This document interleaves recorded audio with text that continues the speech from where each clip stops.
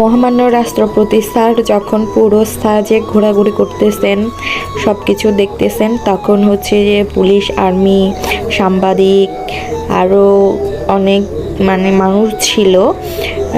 ওনার ওয়াইফও ছিলেন ওনার পাশে, সেজন্য হচ্ছে সকলকে যার রুমে তাকে ঢোকার জন্য বলা হয়েছিল। তো আমরা সকলে যার যার রুমে ঢুকে গেছিলাম।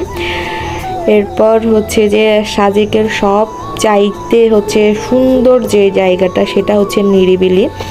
এই জায়গাটার মতো সুন্দর জায়গা আর নাই মনে হয়, আমার বেস্ট লেগেছে। আশা করি যারা যারা সাজেকে গেছেন তাদেরও এই জায়গাটা খুবই ভালো লেগেছে।